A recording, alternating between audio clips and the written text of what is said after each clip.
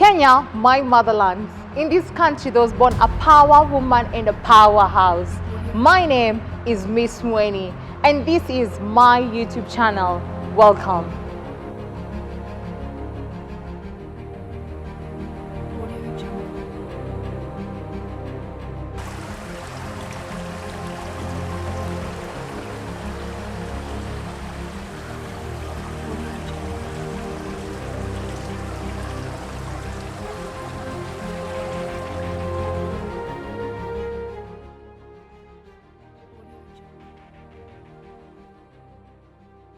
Good morning, Kenyans. It's yet another good time, another lovely day to see you back and to engage. You know, as always, Miss Mueni TV brings you a lot of empowerment, inspiration, and leaders. And just on my thoughts the other day when I was having a chill out moment, I wondered, who is Dr. Ezekiel Mutua? Because for me, I was like, you know, people have nicknamed him the moral upright police. And for me, that has been my dad, you know, back at home. So on set today with me is Dr. Ezekiel Mutua, and I'm so happy, I'm so honored to have him on set just to have this interesting discussion with him. Karibu, Daktari. Thank you very much, Ms. Mueni. Yes. Good to see you. Good to see you too, sir. Thank you for inviting me to your show. Welcome on board. Looking so lovely as always. The suit is a dapper. Well, I mean, this is how we roll. And I represent the Kamba nation, you know, the way you represent the female species of the Kamba. Now I'm the male species. Who is Dr. Ezekiel Mutua? I am a son to Joseph and Esther. I'm blessed that my parents, my dad 103, my mom is going to 100. And so I'm a son to Esther and Joseph. I was born in Ukambani, a place called Kaloleni in Mwala, Machakos County, about 50 years ago, or thereabout. I don't say exactly so that you don't think I'm too old. But I have lived half a century. So God has been good to me because I've seen life, I've lived. And there's no better testimony and experience than to live. Just live day by day. And to do 50 years in this world, and especially coming from that background, because I was born in abject poverty. We were very poor. So poor that poor people used to call us poor. We didn't have much. To get a meal a day, one, was a miracle. Remember those things that remain at the back of the sufri after ugali is made? That was our breakfast for the following day. And there are times when my mom would do ugali and use unga and some kitungu and do the sauce. So that you're at least able to have a meal, you and the soup. I'm telling you. Hii kitu ilikuwa inamea unaona huko kwa mashamba hapo nje. And it used to do very well. Mahali kuna mbolea, you know, nini ya ng'ombe, kinyesi ya ng'ombe na kason. That used to be delicious. Ilikuwa inaitwa kikowe. Kikowe was a delicacy. Yeah. That was the background, and we didn't have much. My father was polygamous. My mom is one of the most resilient women. You know, the epitome of resilience and the power of a mother. And she endured a lot and brought us up. We were so many. We were 12 of us. One passed on. And we grew up. We grew up in that kind of situation. I went to school in Ikumini Primary School. And I started leadership very early in life. I was the head boy of that school. And I did also very well when we did our CPE in 1983. I topped not just in my school, but within a very large region. So I started becoming famous and people looking for that boy. Oh, ni wapale. Wale watu maskini kabisa. Yule mzee wa pombe. You know, that's a reference. And I was supposed to go to Machakos School because I did so well. I had 33 out of 36 points. At that time? Yes, and that was global. Yes. I mean, that was a global feat. You're a genius. I don't know why. Yeah. Well, I wouldn't say. I just worked hard. I think I went when I was a bit. I was a bit mature, and so when I was given the first assignment, I hacked it, and the teachers were very happy. They gave me accolades, affirmation. They celebrated me, and I started getting that celebration because I was top of the class. So I became friends with the teachers, and that helped a great deal in now consolidating my vision and what I wanted to be, and then emulating teachers and getting mentorship. So I topped. Then I ended up in a marketplace called Kangundo, in a Kangundo called Popular High School in Kangundo. Popular High School. It was a marketplace. The bazaar alikuwa anaitwa Maingi. Maingi alikuwa anapita huko nje ya classrooms akivuta bangi. So tulikuwa tunajua Maingi wako around tukisikia tukinusia. Can you imagine? And they used to beat the teachers and the students alike. Alikuwa na chapa wote. Crazy stuff. But I did very well. We were so many because it's a school that where poor kids who could not be admitted to other schools could go. And then so I did that bridge course called KJSE. It is a Form 2 course where poor kids who may not finish Form 4 used to be given a chance to get an exam so that they can show at least they went to secondary school. But I did so well. And then by God's grace, there was Bamba harvest in Ukambani in 1985-86. So now mahindi ilikuwa mingi, maharagwe. My mother sowed beans, and so we had the confidence now to transfer to a better school. So I went to Mwala Secondary School, where I also was the CU chairman and the school captain. Then after that, I went to Tala High School, CU chairman, school captain. I did very well. I was to do law, but I didn't manage. The cutoff was increased, so I fell short kidogo. I ended up in KU, where I did my Bachelor of Arts, BA, Sociology and Linguistics. I did very well. But when I finished my BA, I was to immediately register for Masters. But then I got a job with the Nation Media Group. Nation Media Group was a blue chip company. It was the biggest media house in East and Central Africa. And so to get a job there was a major feat. So I decided to put aside my academic ambitions and instead concentrate on the professional career. So I worked from a trainee reporter. I remember that time they took us even to do sectorial college, many courses, to know how to type, because the keying in stories and the speed was also a major component of journalism. And I was so fast, to date, I'm faster than in typing, than my secretaries. Very few can beat me. They have a challenge. So I learned all those things. Then USIU and Dr. Frida Brown started a course ilikuwa inaitwa Journalism in a Changing World. And veteran journalist Joe Carthy. I attended those courses that I remember meeting Kina Lumumba, who used to come and teach us law, Kina Njokindungu, the likes of Polycarp Ochilo and others. So I was so well grounded in journalism. Within a very short time, then, because I used to agitate for the rights of journalists, I am telling you, I think since I was born, I am a champion for justice and for good causes. So I got to Nation, and within a very short time, without even a big name, I was already taking on management during meetings. I would put up my hand and introduce myself and tell the management, you need to train journalists and pay them well. You cannot be underpaying journalists and then you're accusing the government of corruption. And I would talk and everybody would clap. They elected me their chapel father, which is like the representative of the union. And eventually I ended up becoming the Secretary General of the Kenya Union of Journalists, which I served for 7 years. And in 2007, I saw an advert in the paper for Director of Information and Public Communications in the government. I applied. I was number one. I was recruited. Eventually, I became Director of Information. When I became Director of Information is when I went for my master's at the University of Nairobi. And I did very well. Out of 13 units that I took, I got 11 Bs and 2 As. 11 As and 2 Bs. 11 As and 2 Bs. That's a major feat. As and 2 Bs hey, out of 13 you're units. A genius. See, no, and I try. I work hard. I am best at everything that God gives me a chance to do. I don't like being half-hearted or doing, I am passionate and I give it my all. I'm either giving it my all or none. That's the way I do it. And that's why people confuse it as dogmatism or fanaticism. It's about commitment to the cause that you're given. So eventually I became Secretary of Information, and then where I am now as CEO of Kenya Film Classification Board from 2015. So that has been my career. Like I told you, I went back for my master's at the University of Nairobi, and then later on I did my PhD at Moi University. Okay. And so that brings me to my next question. I think from your story, I just get to pick that I want to find out, are you born a leader or have you been self-made? Because it seems like you find a lot of favor with God. I can tell you one of the dominant factors about my life is that God has been with me. Okay. God chose me. That. God chose me. I don't think I know what I knew what it was all about, because we were born in deep Catholic background. Ndingi Mwana Nzeki, the late Bishop Ndingi, is my uncle, blood uncle. And so we were born in deep Catholicism, and it was, so I knew God from the perspective of being a Catholic, and I was very staunch Catholic. And in that environment and within the teachings that we were getting when we were young, I started identifying with God.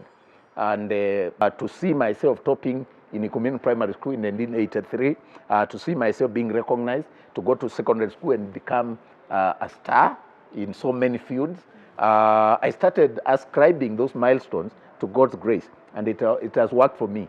And I think there's something about the words that teachers and pastors and parents speak to their children, because an uncle was a pastor, an uncle of mine was a pastor, he passed on. It was called Joseph Mueni.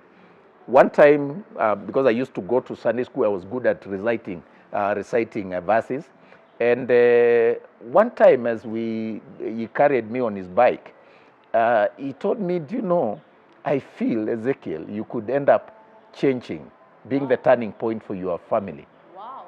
So you work hard. And I've never forgotten, I was a small kid, just at the back of his bike, holding his Bible as we went to church.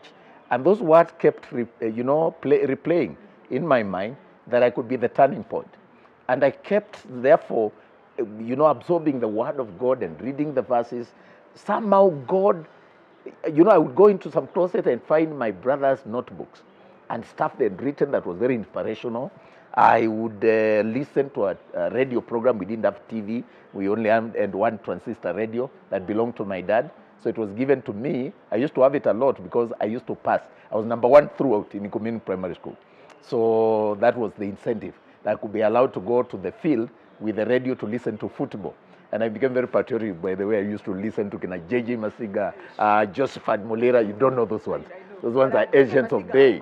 J.J. Masinga, doctor. He's a doctor. He's actually a medical doctor. But he was a striker for Harambee Stars and AFC Leopards. And I started, becoming patriotic, listening to Leon and Mambo Botella.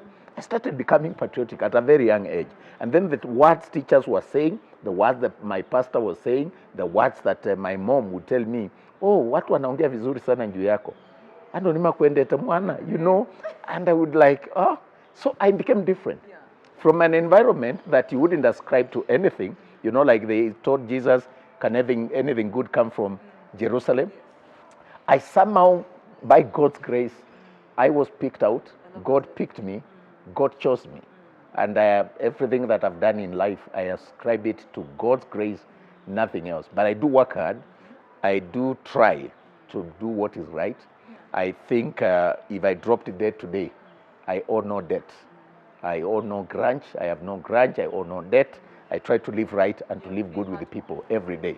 Yes. That's good. Amazing. That's very good insight right there, Daktari. And so I just want to understand, because from your childhood, you attract a lot of love.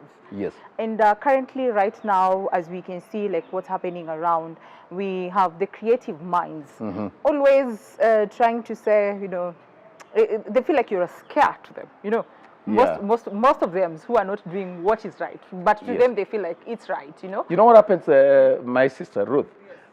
When light comes into darkness, it doesn't matter how small it is, but there's a way small light of a candle scares darkness, just illuminates the place.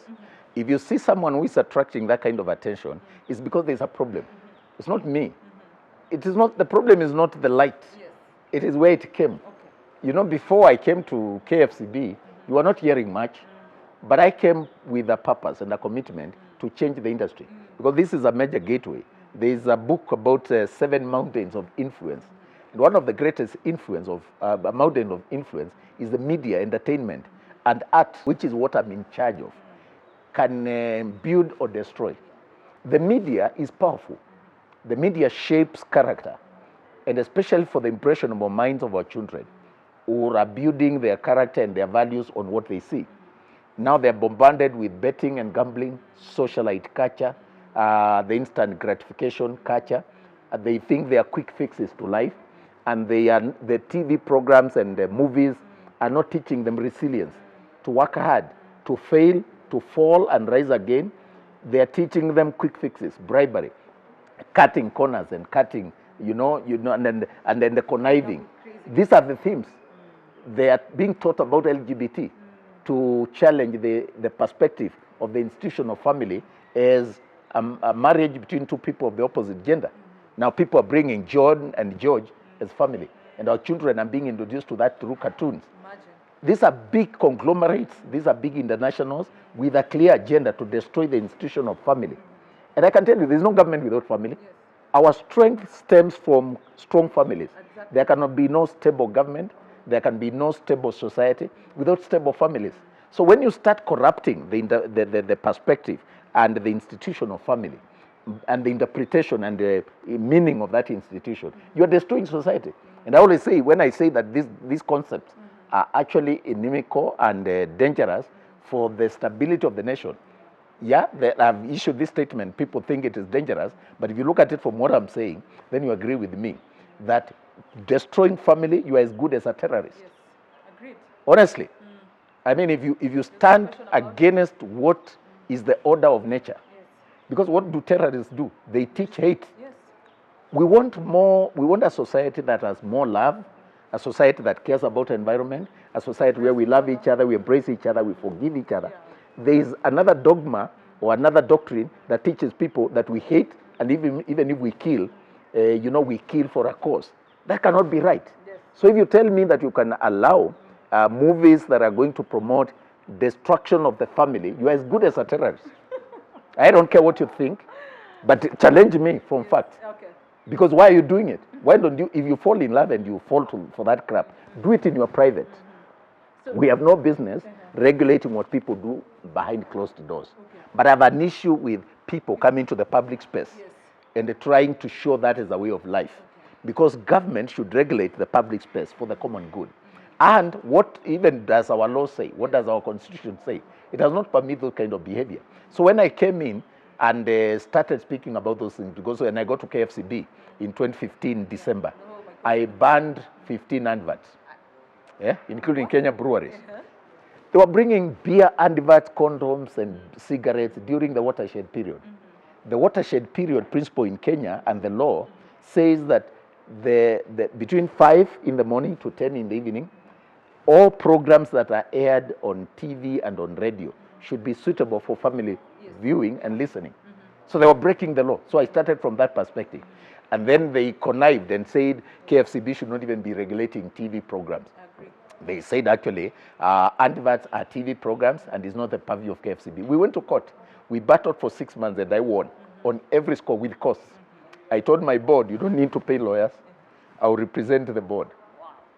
We won on every score against Kenya Brewers. Nobody used to dare them. My argument is that beer is not illegal. Cigarette is not illegal. Yeah, let me clarify that. It's not because I hate these things or because I have anything personal with beer companies or betting. Do you drink? No, I don't. I've never taken beer in my life. Okay. Neither cigarette. I have never. There are reasons related to my background. My mother used to tell me, your dad is not a bad man. Aliharibiwa na vitu mbili, wanawake na pombe.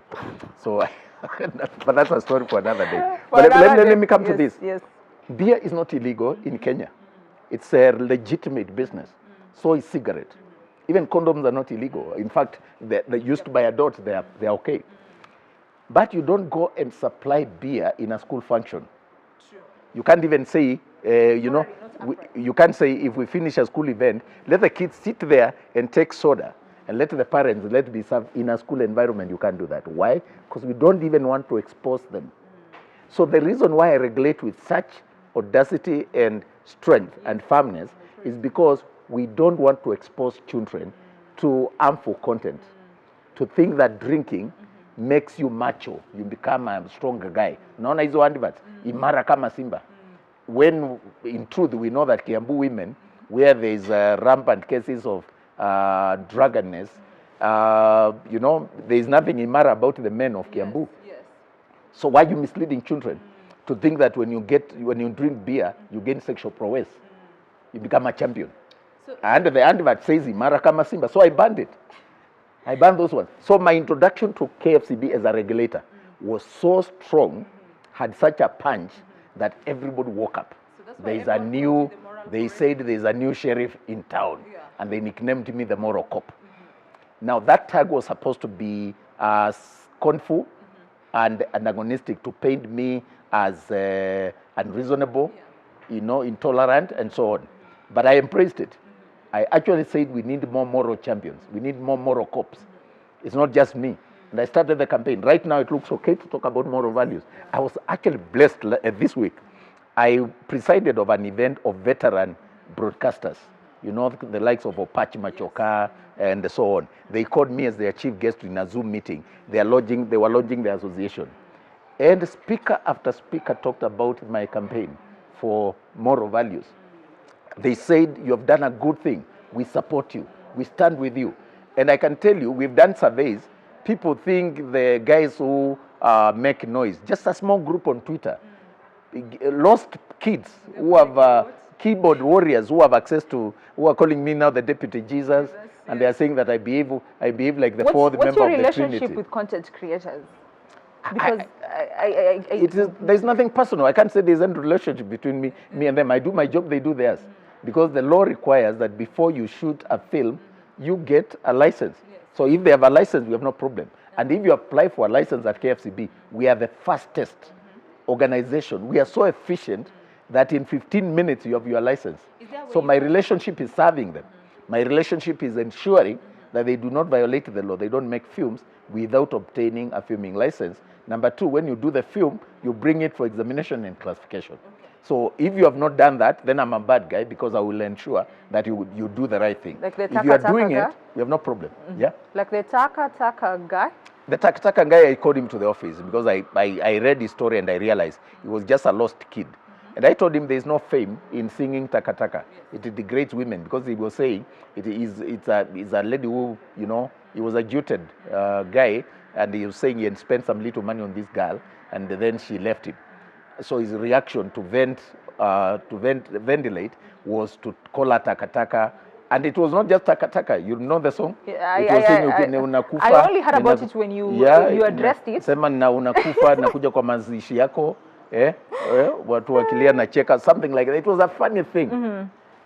And it was just good for mad people. I always say the people who embrace that kind of content is just some small group of perverts and idiots. But they have so much noise. They make so much noise on social media. You would think that's the position of the country. 80% or 90% of this country, we don't want our children to be exposed to bad content.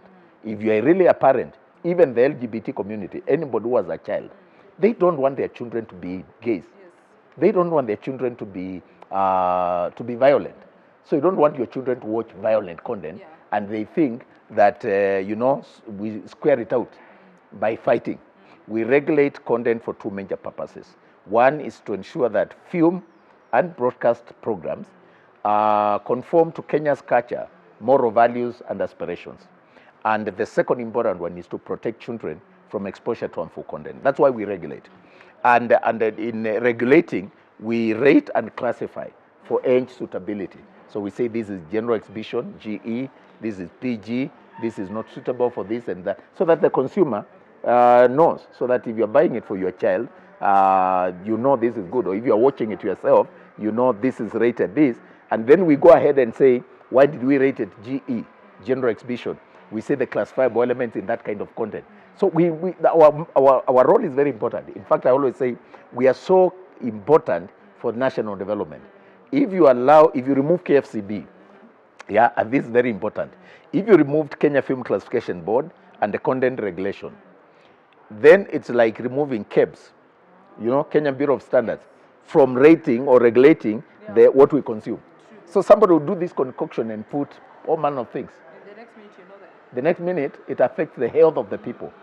People don't see it as important because what you consume and the ideology it shapes in our people is what determines. Like now there's a culture where people don't respect the government. Yes. People hate the president.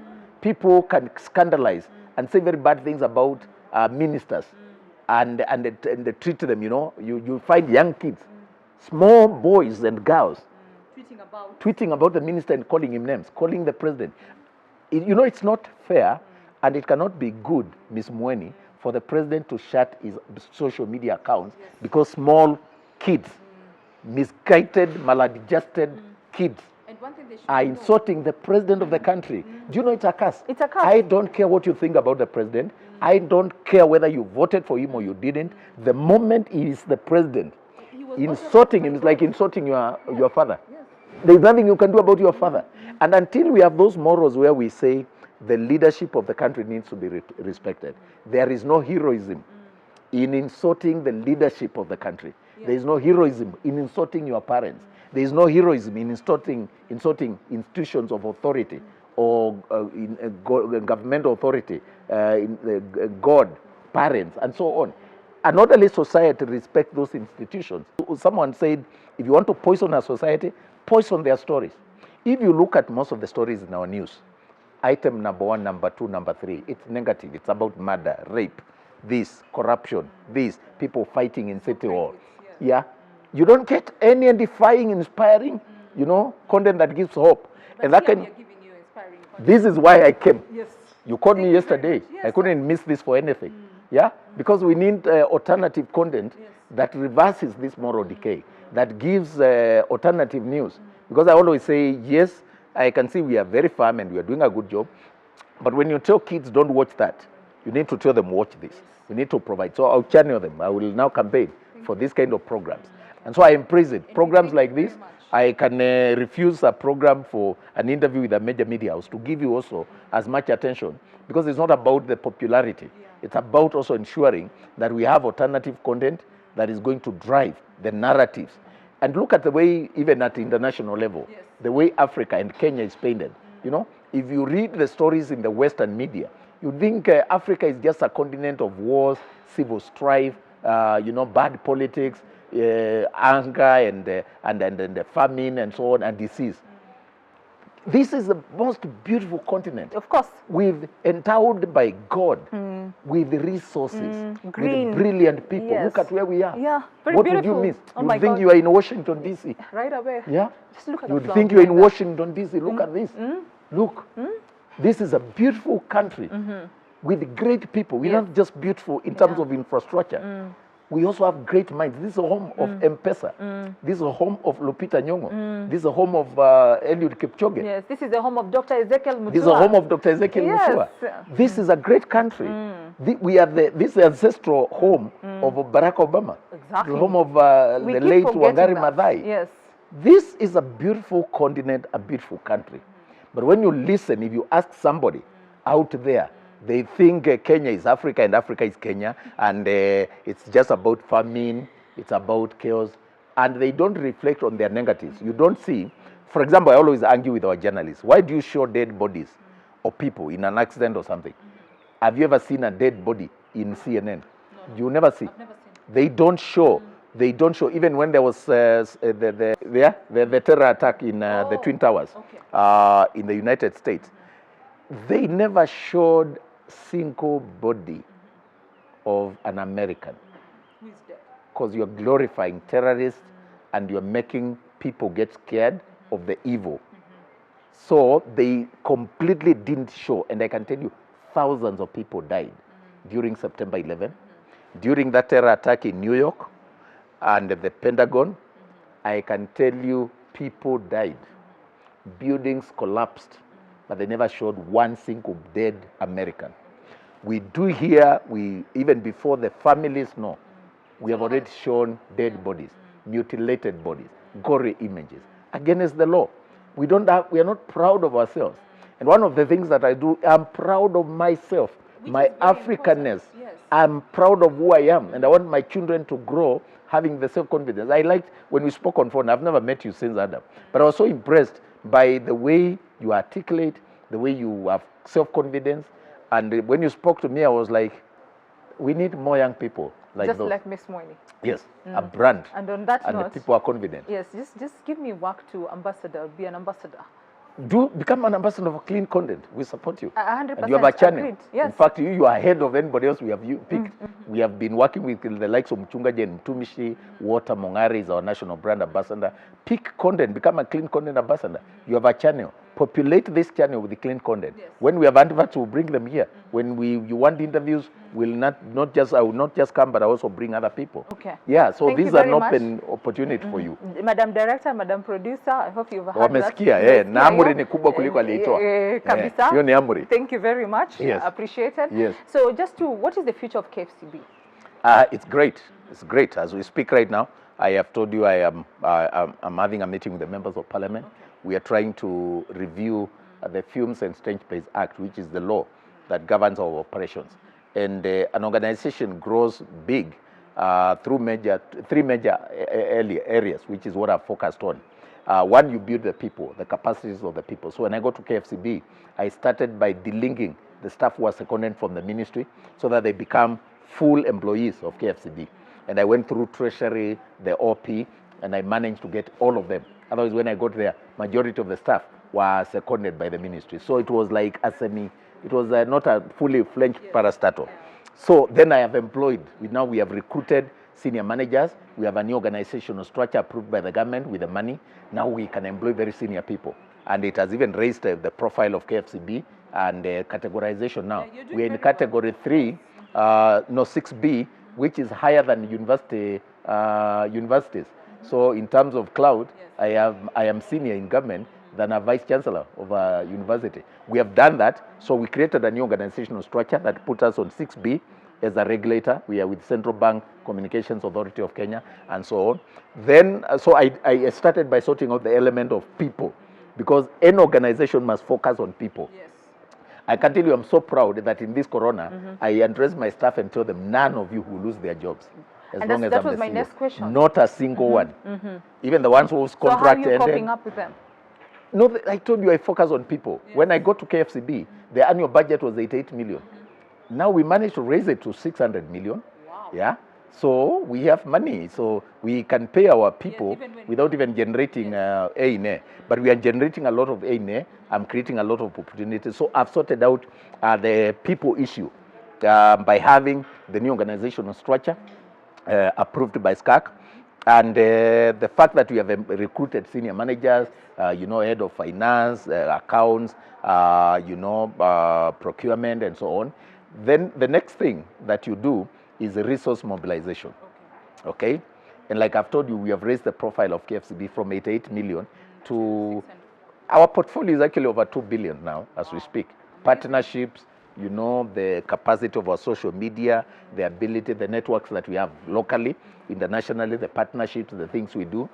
And then the third one, which is what I'm doing now, is to create legal framework that is solid. You create legislation, you review the law. So right now as we speak, there is a process that is going on to review CAP 222 to ensure that it is in keeping with the new technological advancement, that is addressing the challenges of our time, and that is in keeping with our constitution, and that also creative, the dynamics, globalization now with COVID. So we are doing a post-COVID business continuity plan, okay, which has been, yes, right now we have engaged the best minds to tell us where do we go from here. And I've been on Zoom meetings with my counterparts in Nigeria. Nollywood is the fastest growing film industry. So we did a Zoom meeting. We realized actually we are ahead of them in so many aspects. I'm doing with the South Africa. I am doing with the United States of America. So we have global networks. I think there's no other organization as vibrant as KFCB. Tomorrow, myself, Manu Chandaria, PS Betty Maina, and others will be having a Zoom conference with the diaspora community. And diaspora is the highest contributor to the GDP in terms of foreign exchange, Anna. They are ahead of coffee, tea, and agriculture, everything. So we have now reached out to them to see how do we support the element of creative economy and the media. So we're having a meeting which we are sponsored. We are the main partners in that tomorrow. Like us are allowed to join? Absolutely. I will actually share the link, and you can also cover it. Yes, so I'll share the link with you. I'll give the link, and it is on my platforms as well. Yeah. So we are creating global networks because the future lies now in networks, in networking, partnerships, and the collaboration. Okay. So that's what we are focusing on. Amazing. So what is your word of advice or message of hope to Kenyans right now during this time of this pandemic? And do you think as a country we are taking the right measures to just try and deal with COVID-19? I think in every challenge there's a silver lining, and we need to look at the silver lining in COVID-19. For example, the way now we have embraced technology as a way of doing business, it has made the world a global village. We are able to talk to each other, do meetings by Zoom, and ensure that we are able to network, moving our business and re-engineering our business models to online, giving more prominence to upcoming media houses and YouTube channel using technology, because this is the future. I think what we need to do is not to give up. This situation is not permanent. We need to collaborate with the government and obey the protocols for against COVID-19, ensure that we sanitize, wash our hands, and keep social distance like we are doing today. And then ensure that work goes on. Life has to go on. We can't stop life, to wait for COVID to end. We need to learn that COVID may not go away soon, but life has to go on. And so mine is to tell everybody to take heart, obey the protocols, stay safe, and just continue. We have to live and let live. Yeah, so celebrating the youth this month, as we wind up, what is your word of advice? You remember, you've just from your success story, you've shared with us where you've come from, the power of you believing that you're going to make it in life. That's what I've actually just grasped from our conversation. And the power of words. What will you tell a youth who is in the village right there, or a youth who is feeling like giving up and throwing in the towel right now? What will you advise them? If I could come from there to be who I am today, I think there's hope for every young person, no matter who you are or where you come from. Your dreams are valid. So thank you very much, Daktari. It's been a good chat. It's amazing. It's an honor to host you, by the way. It was an absolute pleasure. Yeah, to my viewers, thank you very much for always being here to support Miss Mueni. This is the next big television station coming on board, empowered by our power woman and the powerhouses, I've always told you. Until next time, see you then. Adios, take care of yourself, sanitize, remember to wear your mask, and remember God loves you. Mwah. Thank you very much. Thank you. Yes. It was a pleasure. It was a pleasure, sir. Thank you very much. Thank you very much. Yes. Asante. Asante sana, sir. Yes.